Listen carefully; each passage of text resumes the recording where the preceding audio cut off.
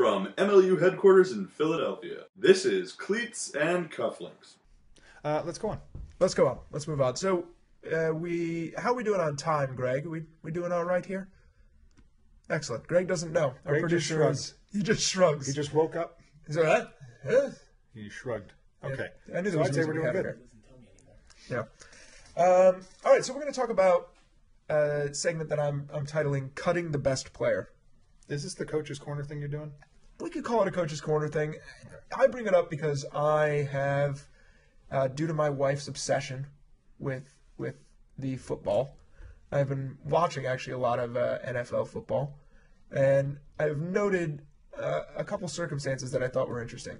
Because we talk a lot about players and about what makes a player a good player for a team, what combination of on the field and off the field abilities make them the right choice for a team. We talk about this a lot with our league.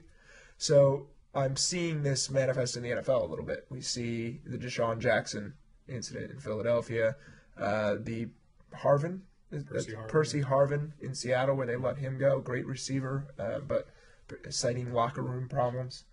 And then also, again, Seattle, rumors are they're going to look to offload Marshawn Lynch at the end of the season, who is physically an astonishing athlete, but apparently a occasionally difficult human being. So I think. Yeah, so where are you going with this? Well, what I want to know is, as a coach, when you're looking at evaluating players, either that you already have or that you're looking to sign again, what are the criteria off the field, and how does that balance their on-the-field ability? If they're an astonishing on-the-field player, how much leeway does that give them in other areas? And does that differ with where we are compared to where the NFL is?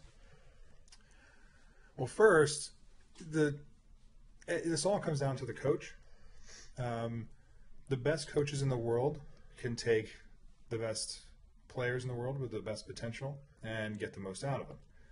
As an example, my idol for coaching is Bill Belichick. And when I was coaching, I would basically read everything I could about him because I liked his philosophy and how he thought about the game and planned for it and executed it.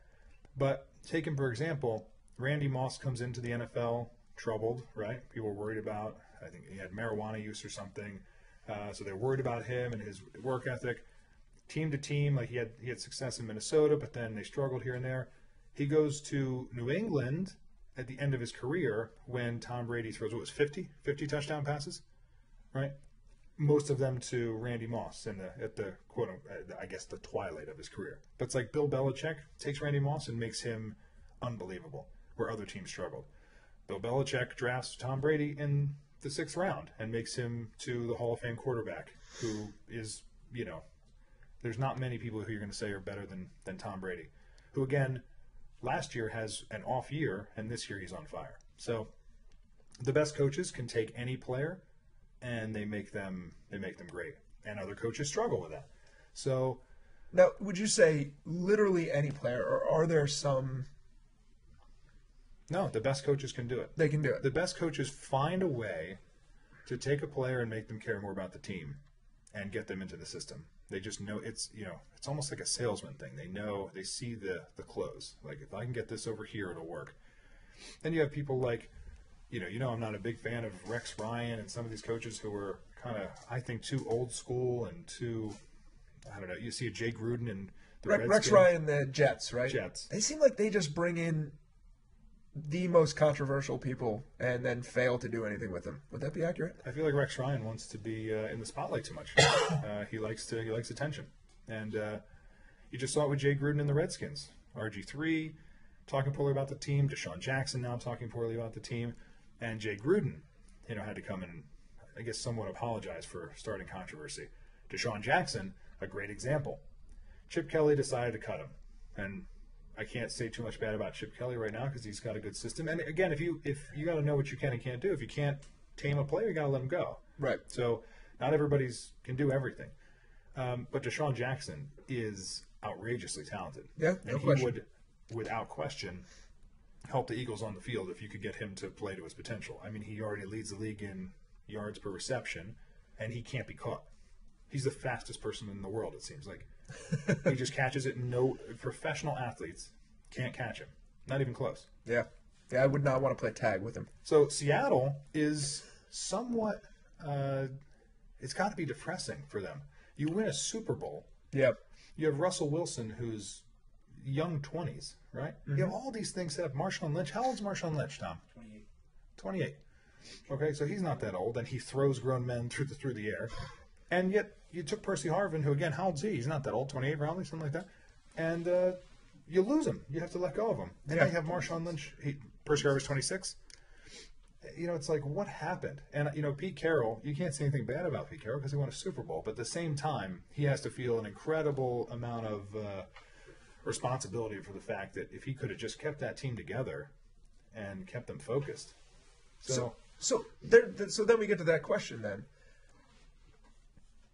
It comes down to the coach, is what you're saying. A good coach, great coach doesn't have to. A good coach doesn't have to make those judgments. They're going to pick the most talented, the best potential they have, and they're going to deal with the locker room thing because they're capable of doing that. Take LeGarrette Blount. He just got cut from the Steelers, right? He was on the Patriots, got cut from the Steelers. What did the Patriots do? They picked him right up. They put him right in, right? First carry was a touchdown. First carry was a touchdown for the Patriots, right? We just think about it that way. Yeah. It's like they stole it. They gave him away. They got him back for cheap now or whatever, or for easy. And now he runs for touchdowns for them because Belichick's locker room is so sound. It's so business. You know, they take all of the... They take the drama out of it. I don't know how they do it, but they do it. And again, not easy. I mean, we're talking about the best in the world can take anybody and fit them into their system. And I'm sure it doesn't work for Belichick all the time, but you never hear about it that I can remember. They're just gone, I guess, and they move on. So if you know, though, that you maybe can't manage that, then you have to make those decisions a little bit differently. Swiftly. Yeah. If you're like, hey, LeGarrette Blount's walked off the field and it's tearing up our locker room, he's got to be gone. Or it's either got to be fixed or gone. And that's not – would you fault a coach who makes those decisions, or is it just knowing yourself a little bit as a coach? I fault a coach that wouldn't make the decision. I mean, again, not everyone's Bill Belichick. Yeah. Life isn't fair, you know. Life isn't fair. But what Belichick has achieved is possible if coaches – I think if coaches work towards that. I mean, Belichick will work you to death. You know what I mean? So, whose phone is ringing? Yours. Mine. My phone is ringing. I have it on Do Not Disturb, but if you call me twice in a row, it disturbs you. Yeah. But it's just Lindy Sabloff. Yeah. So, it's just an emergency. We'll get back to it. It's probably the collapse of the company. I love it. Yeah, nothing big. So, you know, no, I don't fault them. It's very hard to do. But I want to bring up the point that a failing player, who takes responsibility? The coach should always take responsibility for a failing player. But you're also asking who's the best player. And that is not always the quote-unquote best player. Yeah, so that's a different question a little bit. When you're evaluating players, and this, I would say, let's shift our focus a little bit and talk about our league. When our coaches are evaluating players, the criteria by which they evaluate them, how much of their off-field capabilities, either as a teacher, you know, going out to clinics and working with kids, or as a salesman getting out and bringing people to games and encouraging people to pay attention to sport, or as a talent, you know, that we can put on camera, and, you know, all those things. Like, how much of that off-field stuff should our coaches be taken into account as they start to build their teams, which is happening soon? I mean, New York's tryouts are December 6th. Coaches shouldn't take any of that into account. Coaches should just worry about winning, but coaches don't sign players. So, good point. If I'm a coach, I don't care about any of that stuff. I just want to win, and that's what I want from my coach if I'm a GM. A GM, however, and we've talked about this a lot this year, it doesn't matter how good of an ultimate player you are at the moment. Unfortunately, it's not the only thing that matters. In football and basketball, it's actually not true in those either. Yeah. We just don't know about the players that have been cut. There's a great documentary called, was it The GOAT?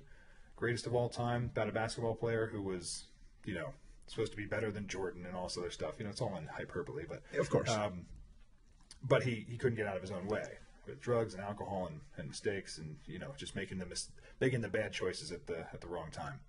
So we don't even hear about those players because they're never promoted.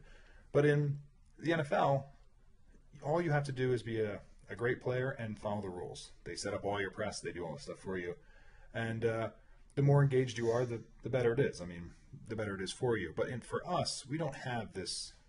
How long has the NFL been around? We don't have the 80 machine. years. Yeah, but we have a machine. But it's not smaller. that machine. Yeah. So It's a smaller machine. and we don't have full-time players. So Right. what we need is dedication. You have to show up to a vast majority of the games. And that's something we've talked about with GMs this year. That you can have a great player, the phenomenal player, but if they can only show up to a few games, you can still have them involved. You can still do things with them. They can still come and practice with the team or do stuff. They can still be a part in their way, but they can't be on the roster because it's the wrong message. That they're not going to help you win, and they're not going to help the league win. And this year we've been promoting something called we need to, and I stole this from what's his name? It was first year with the Connecticut Constitution. John Korber said there's 2 wins. You got to win the game and win the fans. So for us, we need to think about it that way. Your ability and your willingness to go out and do clinics counts.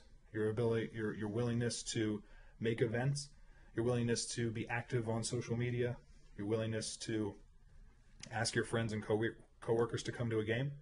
Yeah, there's a story I've been telling teams, and I did this with the Spinners. I said, because first year I coached them, so I said, who was the best player on the 2012 Spinners?